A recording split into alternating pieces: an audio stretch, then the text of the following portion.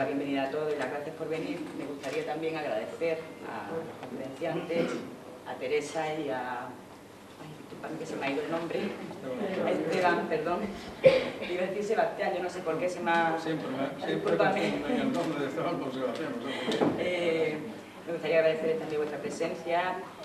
Yo voy a ser simplemente la moderadora de esta mesa porque sé que vosotros sois enciclopedias andantes, así que me gustaría empezar, por supuesto. Yo sé que ya me he dicho, hazme una presentación cortita que yo no quiero... bueno, decir de Teresa Conejo, que ella es licenciada en Geografía e Historia y diplomada también en Magisterio. Podría deciros muchas cosas de las conferencias que ha dado en varios congresos y que ha escrito. De hecho, arriba vais a tener fotocopiada una de las que preparó, si no me equivoco, se llama La Álora durante la Guerra de la Independencia. El caso de José López Montes es un caso muy curioso, un caso que llama la atención. Y bueno, me gustaría darle las gracias porque yo sé que es una gran conocedora e investigadora de nuestro archivo histórico y además la persona de confianza de Luisa, la bibliotecaria que tenemos aquí en Álora.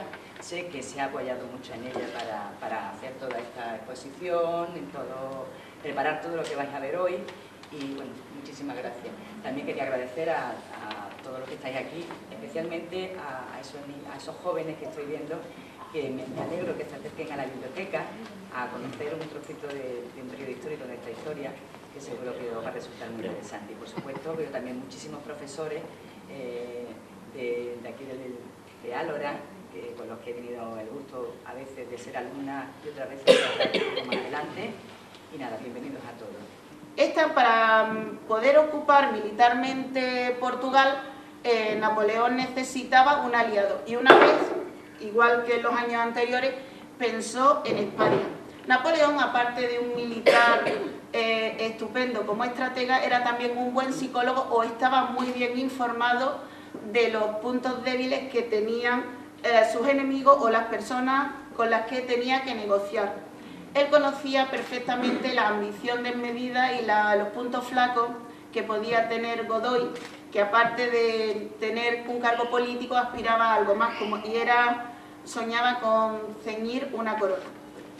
Napoleón atrajo a Godoy a Fontainebleau y allí firmaron el Tratado de Fontainebleau, por el cual Godoy se comprometía a que el ejército francés atravesara el territorio español para llegar hasta Portugal, y Napoleón se comprometía con Godoy a que una vez conquistado Portugal, el país se dividiría en tres partes y la zona sur que ocupa la zona del Algarve y de Alentejo, esa zona Napoleón nombraría a Godoy como príncipe de la zona. Entonces el ejército francés empieza a atravesar el territorio español, pero este tránsito no se hace de una manera pacífica, sino que en cuanto el ejército francés se mete en territorio español, empieza a haber enfrentamientos entre la población española y el ejército francés. De hecho, ocupan ciudades como Burgos, como Pamplona y otras. Parece ser que, según algunos autores, podía haber un tratado oculto del que no se tienen actual pruebas, que Godoy conocería y del cual era consciente para la ocupación pacífica de España. Pero cuando Godoy empezó a ver los enfrentamientos que había entre la población española y el ejército francés, las noticias que le llegaban eran bastante alarmantes y en previsión de hechos posteriores huyó de Madrid junto con los reyes y se refugió en Aranjuez. Esto ocurre en marzo de 1808 en el pueblo español, y concretamente algunos nobles que eran partidarios de su hijo, el príncipe de Asturias, el futuro Fernando VII, que estaban muy descontentos con Godoy y con la política de Carlos IV, en el día del 17 de marzo de 1808 atacan y queman el palacio que Godoy ocupaba en Aranjuez, secuestran al político y se lo llevan detenido al cuartel de la localidad. Y ante estos hechos, Carlos IV, temeroso, siempre había sido un hombre de poco carácter y débil del mismo, abdica y Fernando VII, el príncipe de Asturias, Fernando se proclama como el rey Fernando VII. Esto ocurre el 19 de marzo de 1808 y el día 24 Fernando regresa a Madrid convertido en rey y Carlos IV, su padre, se queda en Aranjuez en previsión de posibles altercados que pudieran suceder. Anteriormente he dejado de emitir la huida o la marcha de Godoy y de y de los Reyes a Aranjuez. Parece ser que era como la primera etapa de un viaje que habían previsto en el hipotético caso de que tuvieran que escapar porque las cosas se pusieran muy mal, de seguir la marcha hacia el sur, hacia Sevilla primero, hacia Cádiz después, con la idea de embarcar en Cádiz y trasladarse a las colonias americanas, igual que había hecho la familia real de Portugal en noviembre del año anterior, de 1807, se habían ido a Brasil, a las posesiones que tenían en América, y allí estuvieron hasta el año 1821. Fernando VII necesitaba, no bastaba con haberse proclamado rey en España, necesitaba apoyos europeos que respaldaran su legalidad o su nombramiento. Él pensaba que si tenía el respaldo de Napoleón, le iba a ser más fácil que fuera aceptado por el resto de las cortes europeas. Napoleón, que como he dicho antes, aparte de un gran militar, era un buen psicólogo o estaba muy bien informado por sus espías, planificó una doble cita en Bayona. Mandó a llamar tanto a Fernando VII como a Carlos IV y a cada uno le mostró una cara distinta. A Fernando VII le dijo que lo iba a respaldar para que él lograra lo que quisiera, es decir, reconocido por el resto de las cortes europeas, y a Carlos IV le hizo creer que iba a apoyarlo frente a su hijo porque la abdicación que había hecho en Aranjuez había sido un fraude y realmente había sido forzada. Los dos acudieron a Bayona y cuando llegaron allí se encontraron con una realidad bastante distinta a la que tenían en mente. Napoleón hizo a que Fernando abdicara en su padre, en Carlos IV, y Carlos IV, presionado, le cedió la corona a Napoleón. Y Napoleón se encontró con que tenía el trono de España en sus manos y en ese momento había un vacío de poder.